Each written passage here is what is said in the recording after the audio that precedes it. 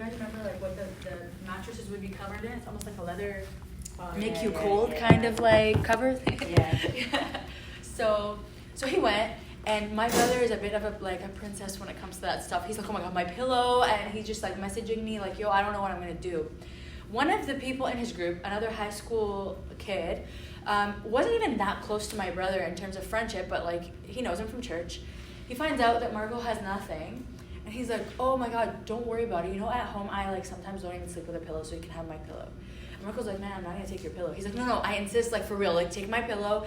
And I brought like a sheet and a cover. You get covered with one, I get covered with one. He's like, dude, don't give me your stuff. Like I actually like missed the note that you brought the stuff. He's like, the kid insisted until Marco pretty much had like a pillow and a cover, and the kid only had like a sheet. And Marco was so moved by this because like this is crazy, because it's like high school kids, like you won't think like this is a, and Marco just said like, why did you do that? And the guy says, Clement, what would Jesus do? And it was such like a whatever, like normal conversation. But and my brother, I don't know if anybody knows my brother, he's not a very spiritual, like let's like reflect on this type of guy at all. But it really sat with him. He's like, what would Jesus do? Like people really think that? Like I thought it was just a saying that we just say. But what like, he's like, that guy actually showed me what it's like to be a real good person. Like that's really interesting. So until this day, Marco would sometimes be like, oh, remember that guy that like gave me all this stuff? And he jokes because again, like Marco was like, the pillow thing is very precious. So the guy shared with him something of such value. Like he made him comfortable that day. And the funny thing is that story is not like typical. It's a rarity for us to go and meet somebody that like puts himself in discomfort for us.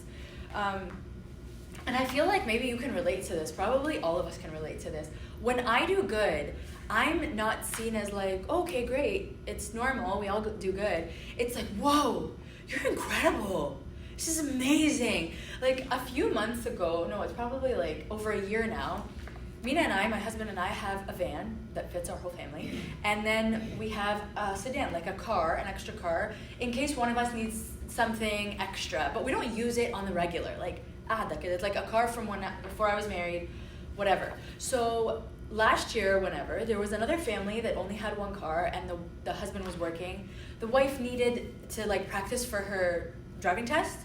So we're like, yo, we have an extra car, use the car. She's like, what? Like, and everybody, until now, they're like, you lent her the car? Like, I'm like, yeah, we weren't using it, guys, and it was for like a week. They're like, wow, like, the thing is, it's not a big deal. Yani, like the car came back, it was in perfect condition, nothing happened. As a matter of fact, they probably cleaned it, because knowing us, yani, like, it came back cleaner. And yani, they paid for whatever required, like the gas or whatever during that week. It came back to us, we lost nothing, and yet we like earned the status of like saints because we lent them something that was like useless to us pretty much at that time. And this goes for like so many other stories. Like you probably relate. If you do something, people are like, wow, like we need more of you in the world. And you're like, all I did was just like help you for like a second. These things are not extreme, yet our society, I feel like, has denormalized them. It's not normal. So when talking about the fruit of the Spirit, something like goodness, that's when we start. How are you, Joe? How are you, Gigi? Very good, man. Why didn't you bring your kids to wake you up? That's a great question. I'll talk a lot about them, don't worry. So goodness. The first thing I wanted to do is know, what is it? Yani, like, what is goodness? Because you think, like, I actually dwelt on this for like a while. Is goodness like being a good person, or is it like the opposite of evil? So I Google defined it, okay? So as a noun, goodness is offering benefit or advantage to someone or something, okay? Goodness is offering benefit or advantage to someone or something. With no incentive. Well, I wonder, is incentive necessary to be good? No, I'm saying incentive for the other, what's the word? Not incentive, getting anything in return. In return?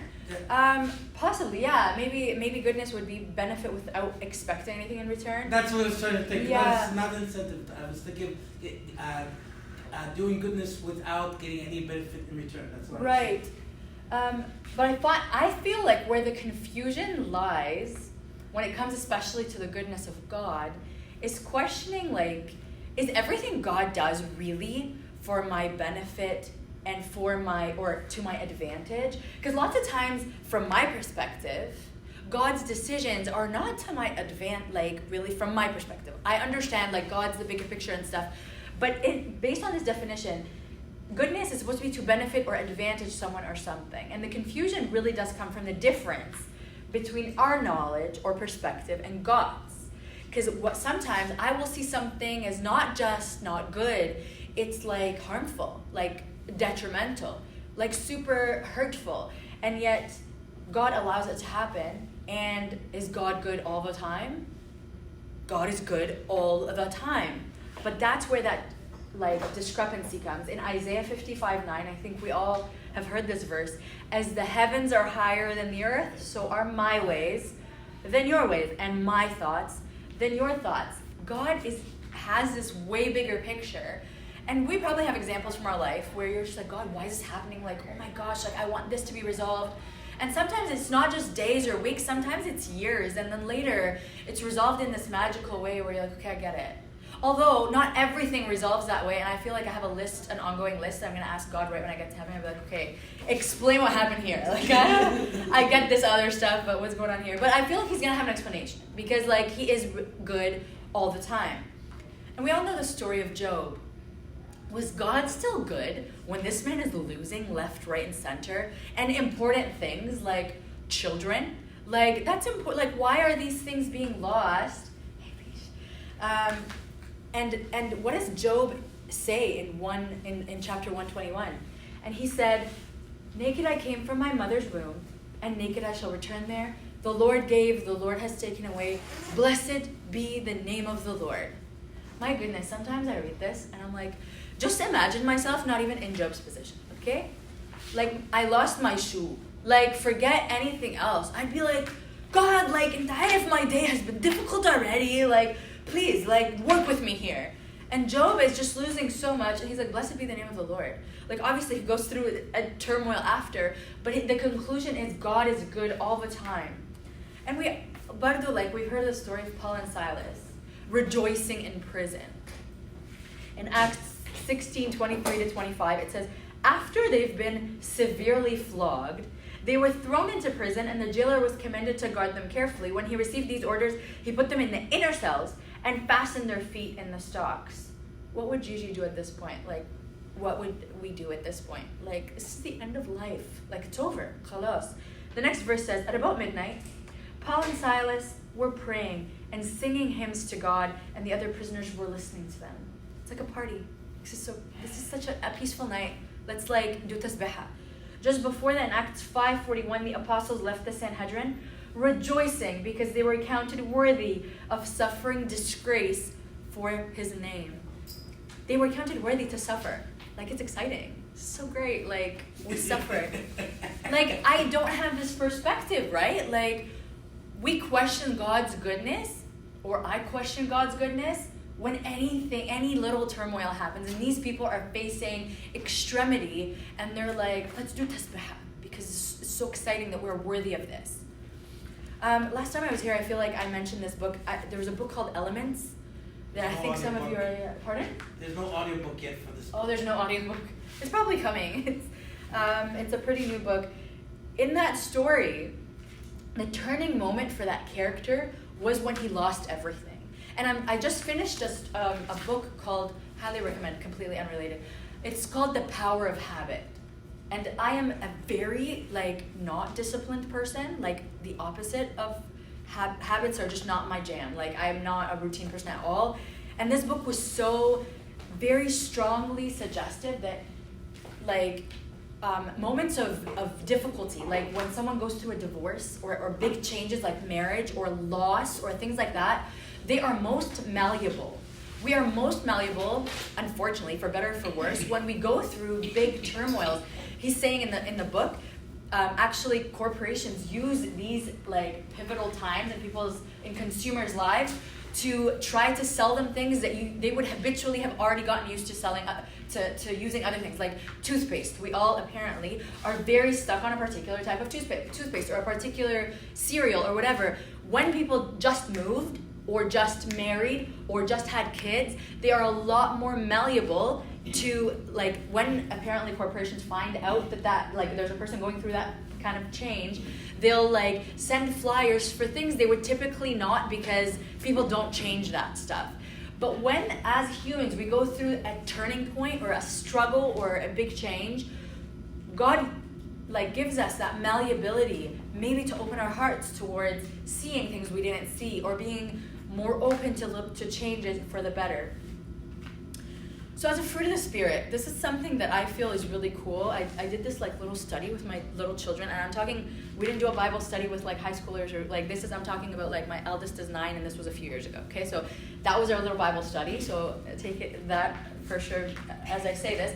It was about the fruit of the Spirit, and we talked about how fruit or vegetables does not grow without cultivation. And I think that stuck with me, especially with the fruit of the Spirit, because goodness is one of the fruit of the Spirit, and it was always one that, like, I understand love and peace and joy. I know I definitely understand patience because I know I lack that.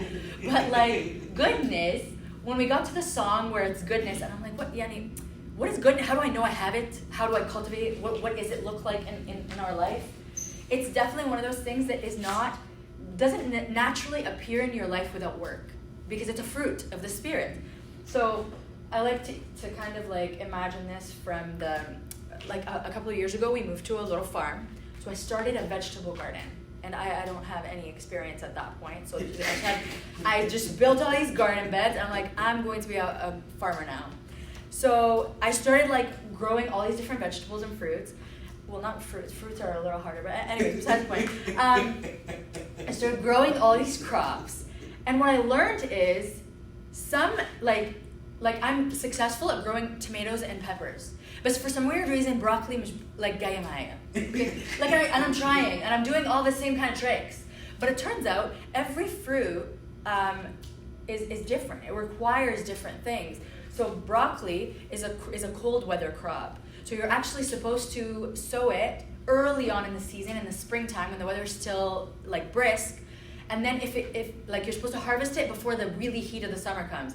That's where I'm always wrong. Like our weather in the town where I'm in is like really like finicky. So by the time it gets warm enough for the thing to sprout and grow, it gets too hot. And what happens is what is called bolting. It starts flowering. It makes a bouquet of yellow flowers in my broccoli, you guys. What's up with that? It's the second year this has happened. And I'm getting tomatoes, no problem. Like, yeah. And I've asked other people on my Facebook, like farming groups, I'm like, yo, what's happening with the broccoli? They're like, you can still grill that. Don't worry about it. I'm like, I'm not grilling the flower broccoli, okay? This is weird. This is clearly not normal. I want the normal broccoli. So I'm still working on it. But what I mean is, sometimes we're like, okay, I'm just going to do my thing. I'm going to work hard. I'm going to do better at patience. I'm going to do better at joy. I'm going to do whatever. But goodness is just what's happening. Or the opposite. Some people are better at broccoli and not good at tomatoes. You know what I mean? The point is, it requires certain care instructions, each fruit or like crop. It requires different care instructions that just because we're not getting right now doesn't mean we suck at it. Like, we can still grow these fruit. What we need to do is test the soil, fertilize the earth, protect from the harsh elements, which is I feel like what my problem is with the broccoli. Water, weed, monitor, and then at the right time, before it bolts into all those flowers, you harvest it. And you know what to do with all this harvest. You know how to put it up and save it for during winter when the time is going to be like tough and it's going to be harder and you're going to need to use all that goodness or whatever it is. Goodness is one of those things that will not naturally appear in our life without work. And you can't overflow with goodness to other people's lives if you're not working hard on cultivating it yourself. All right, so we need to work on it. Goodness is a good thing. Is there goodness in my life? Am I just missing it? I feel like goodness, because our God is so good, goodness is all around us. As a matter of fact, sometimes we are like swimming in an ocean of goodness and we can't see it. So we need to learn to see the goodness all around us. I saw a picture on Facebook a while back, and it's like a comic strip that has like 4 different like pictures in the corners. The first one is a guy in a wheelchair looking at a guy walking and thinking, man, I wish I had that luxury. And that guy walking is looking at a guy who's driving and saying, oh man, I wish I had that luxury. And the guy who's driving is looking at a guy who's flying a helicopter or airplane or whatever, man, I wish I had that luxury. And all of them are not realizing that they have a luxury that somebody else doesn't have. Sometimes I feel like I do that very thing. And like, let's look at our life. Guys, we live in like Canada. We are probably like some of the world's wealthiest, most comfortable people. And yet, how like inconvenienced are we all the time about like all kinds of things. Like, you know that video with like first world problems? Have you guys seen that video? No. Oh my gosh, you should see it. It's hilarious. It's like people from like very poor people in Africa, like they're saying like basically voicing out, like verbalizing first world problems. And the one that I relate to like the most, it's like a poor little kid in Africa. He's like, I hate when I tell them not to put pickles on my sandwich and they still put pickles. I'm like, yo, that's a real thing. Like, don't put pickles on my sandwich. Like, you're ruining my sandwich, people. Like, if you know, like pickles. But like, that's what inconveniences us. And you're like, oh my God, these people at McDonald's, do they like know what they're doing? Like, hello, like the pickles. And yet, like, we're living the most comfortable life and not seeing the goodness sometimes. When we turn a blind eye to the goodness in our life, it becomes invisible. We don't see it. And we really believe it's not there. We're like, oh God, like, come on, give us something. Give us, like, you say you're abundantly good, you're good all the time. Like, where is the good stuff in my life? Do you guys know the song? I think it's called by Bethel Music. I think it's by Bethel Music. Is that a real group or did I make that up? I don't know. It's called The Goodness of God. Yo, it's beautiful. Okay, so I'm gonna just read a little bit of the lyrics. I'm gonna try not to sing it to have mercy on you guys. Okay. Okay, so it starts off saying, "I love you, Lord. For your mercy never fails me." So I'm going to keep stopping at the different lyrics. Did you know that if God's mercy never fails you, that's goodness? So as I read that, I love you, Lord, for your mercy never fails me. It's such like a big, broad statement. Can I say there are times in my life where God's mercy did not fail me? Were there times where I should have earned what justice would have been, and yet God had mercy and like nothing happened, and there was mercy there? That's a sign of the goodness of God. All my days I've been held in your hands. What a beautiful image. And how good is it of God to hold us in our hand? From the moment that I wake up until I lay my head, oh, I will sing of the goodness of God. All my life you have been faithful. All my life you have been so, so good. With every breath that I am able, oh, I will sing of the goodness of God. Here's the next little verse. It starts off with, I love your voice. Guys, if I could do like a whole talk on this one sentence, I would. Because it doesn't make sense, like, to me, that some people know the voice of God and are moved by it and are able to like be like, no, God compelled me to do this or that, or God like is kind of opening the doors. And for me, sometimes I'm just like, I really don't know what that means. Yani, like, what am I listening for here? Like, what does it sound like? What is that still small voice? And yet God does have a voice in every single one of our life. We have the Holy Spirit living inside us. If we're able to still all the other noise, we can hear and love that voice. You have led me through the fire. There was fire. We walked through it. You didn't put it out. You led me through it. In the darkest night, you are close like no other. And here's a beautiful part. I've known you as a father. I've known you as a friend. And if you know God as a father and a friend, it would be easy to say the next line. And I have lived in the goodness of God. How I wish that I can say to God, I have known you as a father. I've known you as a friend. And God's always there. He's ready. He's like, I want to know you this way. I want to be friends. I want to be father. I'm here the whole time. And I'm the one that's being like, if only God, like, please, like, I want to be friends with you. He's like, great, make some time, let's hang out. I'm like, Tayyip, inshallah, for sure, I'm gonna do this. and my lack of habit person, like I don't know who else, like nobody can be as bad as me, but like daiman, I'm gonna do this, I'm gonna do this, I'm gonna do this. I'm like the Peter personality. Like I relate to Peter so much. Like, no, you shall not do this, God. Like if everybody like does this, I will not leave you. 10 yom stop, he's like, peace out. Like that's me. Like I'm that personality. But if we can say, I've known you as a father, I've known you as a friend, not like if I can just quiet all that noise and sit with him as a father and friend, I will live in the goodness of God. Let's look for some examples of God's goodness in our life. When we open our eyes in the morning, I know this is very cliche, do you acknowledge God's goodness in providing me another day? Like like God, yes, it's another day. But like these breaths that we are breathing are actually like, that's what's keeping us alive. And God is giving us these breaths. It's mind-blowing if we really sit and soak it in. But that is a miracle. It is a gift. It's goodness. In prime prayer, we say, the night has passed away. We give thanks unto you, Lord, and we ask you to keep us this day without sin and deliver us. That's a gift of the Agbeya. It tells us, it reminds us of those little goodnesses that we could be missing. When my foot could have slipped but didn't, do I acknowledge, you are good to me, Lord?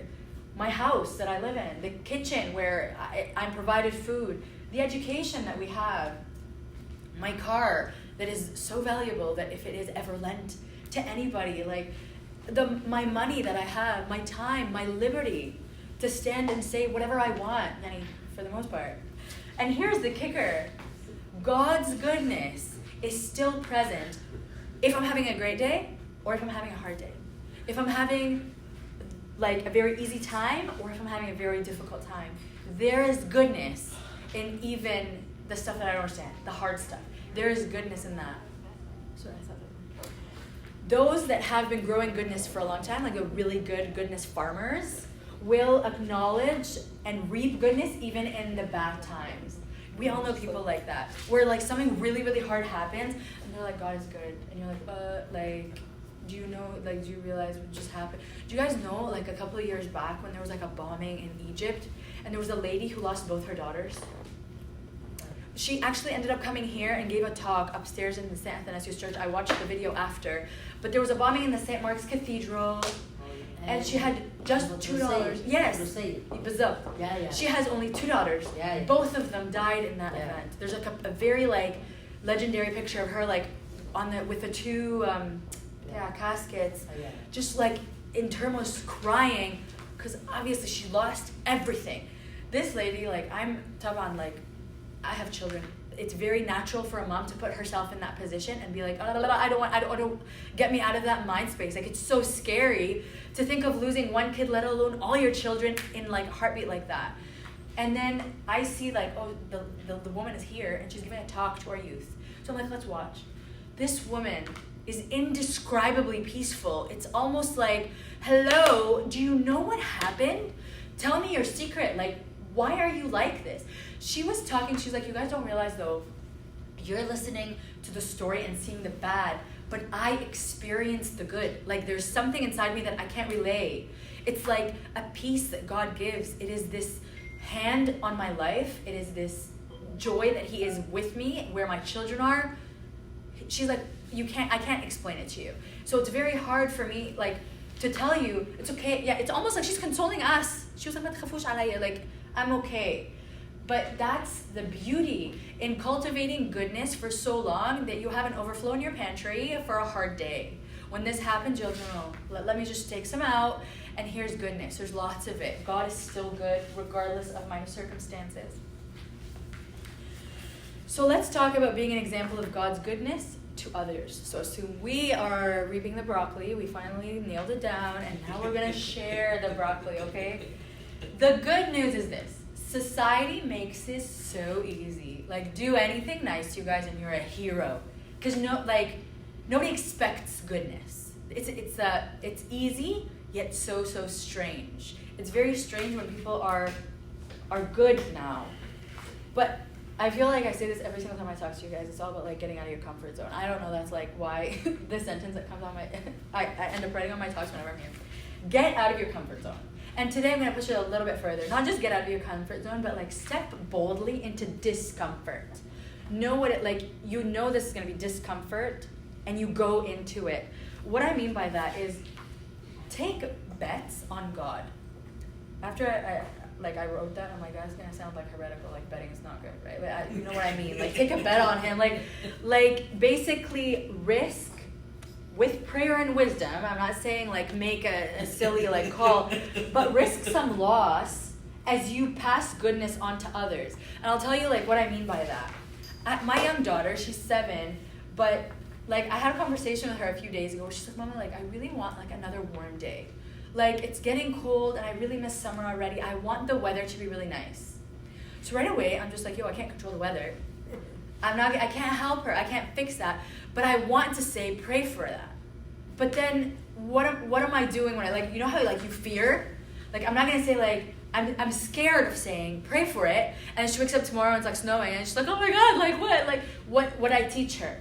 But the thing is, I feel like that's almost like a bad thought. That's like, first of all, the tool that God told me to instill in my daughter is prayer. The rest is on him. Okay, if he doesn't give her a warm day tomorrow, he's doing something with her. Like I've done the whole like pray about it. I didn't tell her pray and it shall be sunny. I didn't say that. I said like, okay, fine, pray, because that's God in God's control. But sometimes we are scared of taking such risks.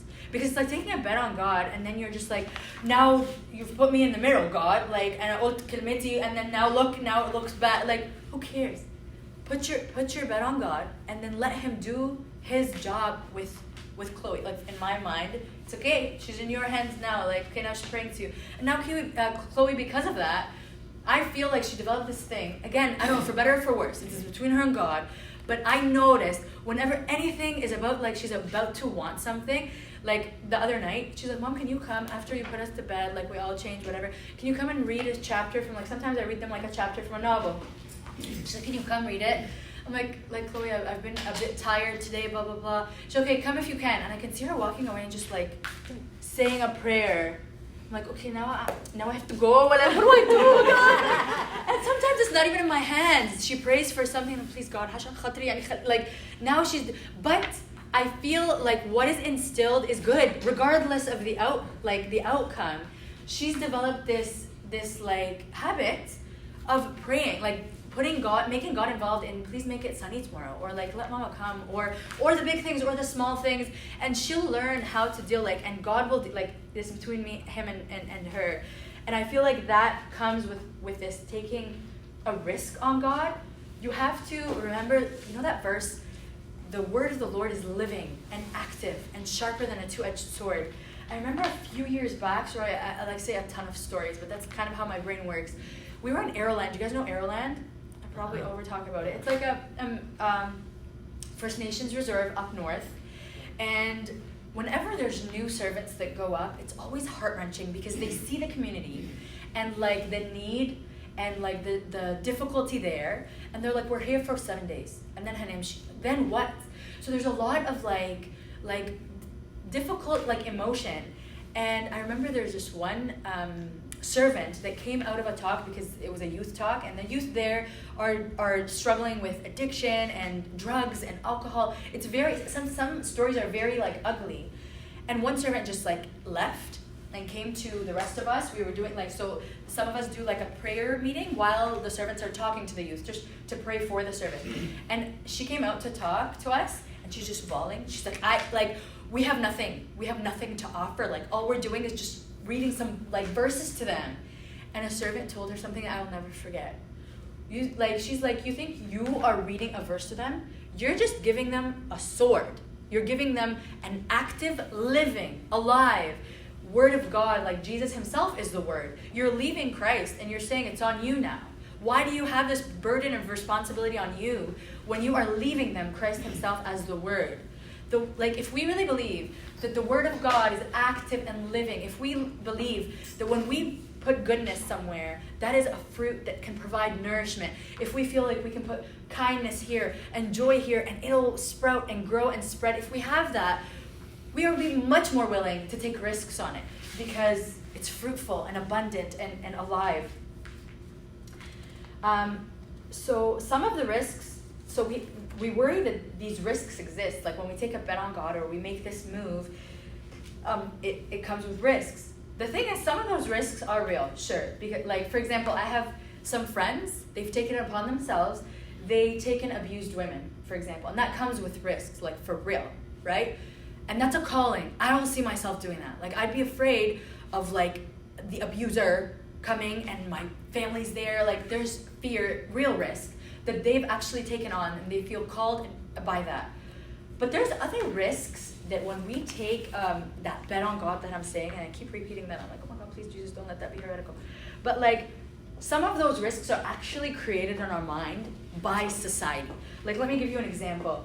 People will take advantage of you. People will rob you. Like, be careful. Like, people are all out to, like, for their own best thing. Yes, some people are, but a lot of people are not, and yet society takes it in our head that if you take a risk on somebody, if you, like, do lend your car to somebody, what if they just take your car? What if they bust up your car? What if they take your money and then ask for more money and then you're stuck in this loop? What if they don't?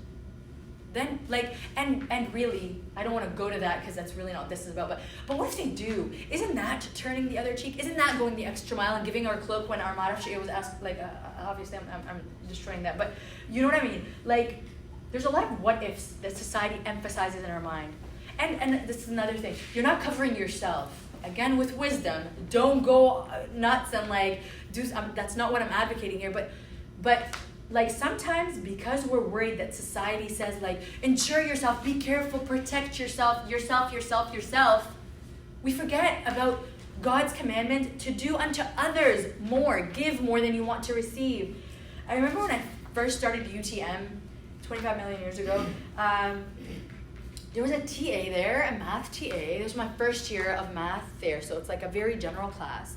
And he was known that he had like a health condition. I don't know, it was a heart something, I don't know. But abruptly in the middle of the year, this guy dies in the hallway of the South Building. I don't know what it's called now. Is it still the South Building? I don't know. I think it's called the Davis Building. Sure, the Davis Building. It was the South Building. Back in my time long ago. He like dies, okay? So what happens apparently is he's walking out of like a TA session, whatever. He holds his chest, falls to the ground, and he's just like, help me, help. And he's falling, and there's dozens of people around him, you guys. Dozens of people. And the only thing somebody did was several minutes later call 911. By the time the paramedics came, they said if somebody did CPR on this guy, he would have survived. Why didn't you? And a lot of people were questioned, and they're like, we just don't know if that's allowed. We just didn't want to do something that we aren't allowed to do. That was literally the general answer. We just didn't know if it would be right. We just didn't want to get ourselves in trouble. That was why this man ended up dying. I mean, this is a big extreme, okay? We don't go kill people because we're, like, protecting ourselves. But sometimes it happens for real. It's just that. Sometimes take that bad, like, and make it smaller. Sometimes what do I forego doing as an act of goodness? Because I'm just, like my like shekli, my like image, my whatever, what if I like embarrass myself? What if it's not the right thing to do? What if I really do get in trouble? Like sometimes it's okay to take that risk for the benefit of the goodness. Another story, I remember I think it was actually here in during the COVID flu shots, blah, blah, blah, all the different vaccine, whatever. So I'm waiting in line, and there was a car. The lady is, I think she was standing among us. I didn't even know there was, like, it was a parking lot, so there's a lot of cars. And then all of a sudden you hear, like, commotion. Like, Ness are very upset about something that's happening. I'm like, what's going on? Turn around, they're like, there's a baby in this car. I'm like, oh my God, okay. What's happening? It's okay. So I assume I'm a mom, okay? So there are sometimes I just feel, like, compelled to be like, don't yell at the mom. I don't know why. It's just, like, a natural thing. All their reaction is, oh my gosh, like, abuse. Who is the culprit of this disaster? Haram. Right away I'm just like, oh my God, they're gonna destroy this mom. So they're just like, where is the mom? Let Haram sit, like, she's like, oh my God, no, I just left like 2 minutes ago. Is he okay? It turns out like everything's fine. She just left 2 seconds ago. But for the whole, like, she looked like such a disaster because horrible. That baby is in the car. He could have overheated. He could have blah blah blah. I'm like, have mercy. It really could have been the mom thing in my head. But I feel like we tend to, as a society, Be like, the rule is you don't leave a baby in the car. Whereas she didn't. She went and just literally got her shot because she didn't have a babysitter. As a matter of fact, why didn't somebody be like, oh, don't worry, lady. Like, I'll stand here. Just open the door for some ventilation. You got this. Like, sometimes we resort to the what society kind of wants in order to put up some kind of image. In Ephesians 5:1-2, it says, therefore be imitators of God as dear children, and walk in love as Christ also has loved us and given himself for us, an offering, a sacrifice to God for a sweet swelling aroma. So what I am challenging us today is to be the person that gives their time, their effort, their energy, their heart, even get a headache for other people. Get a headache. You know that person that gives like, some people are like, bas yani, like it's okay. It's okay every once in a while. Be the person that gets the headache, sometimes more than like one day in a row. Like do that and see what the goodness of God, if you just leave it here and then leave it here and leave it here, see what happens. Maybe it'll resprout and who knows, it'll flourish and you'll be living in the goodness of God. In Proverbs 3:7, it says, do not withhold good from those to whom it is due, and it is due to everyone, when it is in the power of your hands to do so. If it comes across your mind, who knows, maybe that is that lovely voice that we want to know, to learn. If it comes across your heart to do something good, don't smother it. Don't say like, not now, God. Because that's what we've learned to say. And society says, yeah, that's good. You're right. And like you have like your rights and you were here first and like you stopped at the stop sign first and all of that fun stuff that means nothing. Nothing. And yet sometimes we forego and we withhold good from those to whom it is due. Finally, point out what is beautiful. So do the opposite. Point out what is beautiful, what is joyful, what is good. One of my favorite verses is Philippians 4:8. Finally, brethren, whatever things are true, whatever things are noble, just, pure, lovely, whatever things are of good report, if there is any virtue, and if there's anything praiseworthy, meditate on these things. Dwell on that instead of dwelling on my rights or this person didn't do it right, or that's the opposite of goodness. You will get goodness in abundance if you sit in nature and talk to God about his incredible creativity and what he did for you that day by bringing you joy in your surroundings, in noticing things, in saying thank you even for just the very house. Touch the walls and say thank you, Lord. What a beautiful place that I get to live in. Those things are meditation worthy, praiseworthy. Like meditate on these things, dwell on them, and we will find goodness in abundance and enough to share. So that's what I have. I do have a couple of questions if we want to discuss. I don't know if I've gone over. No, we're good. Yeah. How do you do the questions? Do we like split up? Split up in groups. Okay, cool. So I don't know. Split up in How many groups. groups? It's just 2 questions. Maybe we can do Why 4 not? groups or 2 groups. 4 is good. 4, 5, or What do you think?